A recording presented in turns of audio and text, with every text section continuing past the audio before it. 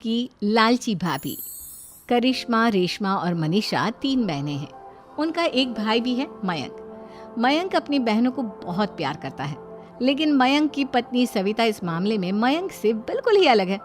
वो अपनी ननदों का जितना बुरा कर सकती है उतना बुरा करती ही रहती है और अपनी ननदों पर हुक्म भी चलाती है। करिश्मा, करिश्मा, तुमने अभी तक नाश्ता नहीं बनाया? तुम्हारे भैया को ऑफिस जाने में देर हो रही है। हाँ भाभी, बस अभी बनाती हूँ। करिश्मा, तुम ये ढीलापन छोड़ दो। कल को पराए घर जाना है। वहाँ अगर तुम इस तरह से काम करोगी तो लोग क्या कहेंगे कि माँ ने और भाभी ने कुछ सिखाया नहीं। और तुम्हारी दोनों बहनें कहाँ हैं?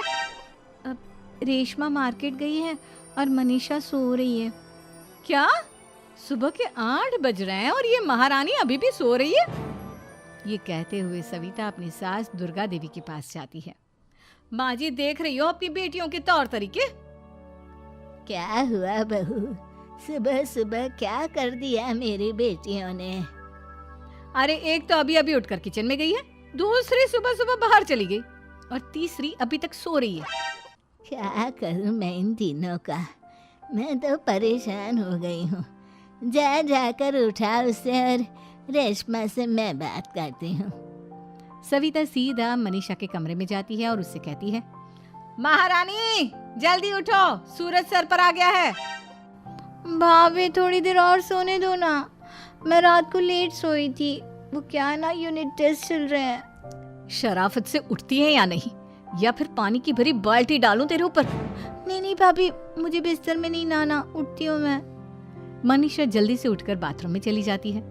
सभी आराम से बैठकर नाश्ता कर रहे होते कि तभी रेशमा बाजार से हाथ में सामान लिए आ जाती है। रेशमा को देखते ही सविता उस पर बरस पड़ती है। लो, आ गई महारानी।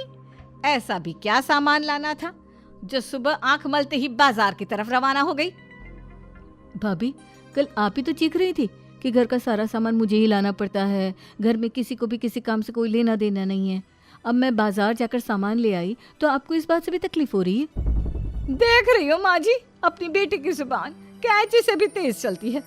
और मयंक, आप तो कुछ कहेंगे नहीं अपनी लाडली बहन को?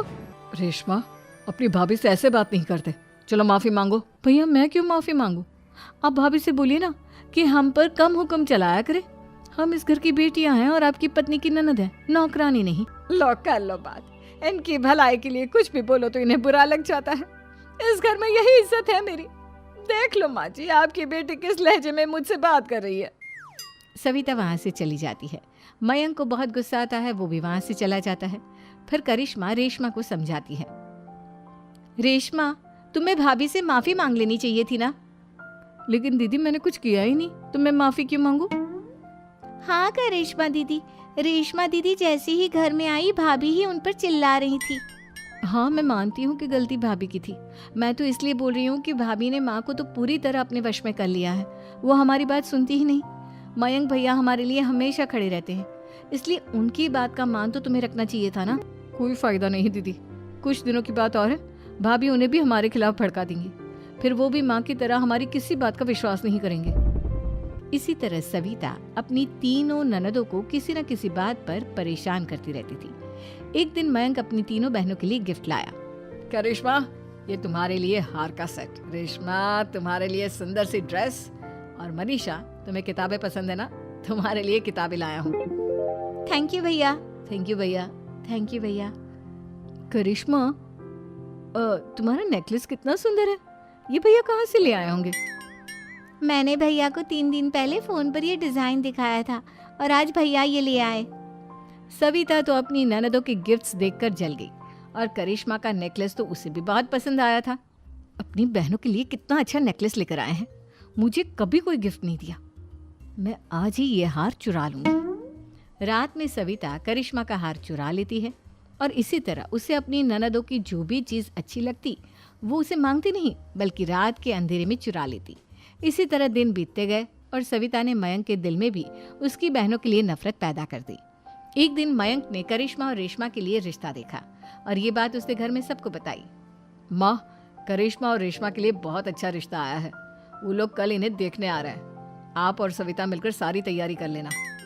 ये सुनकर करिश्मा और रेशमा खुश हो जाती हैं, लेकिन सविता सोचती है, अगर इन दोनों बहनों की शादी हो गई तो घर और बाहर का काम कौन करेगा? मनीषा तो एक नंबर की कामचोर है, उससे तो किसी बात की उम्मीद लगाना ही बेकार है। मुझे इस शादी को रोकना होगा।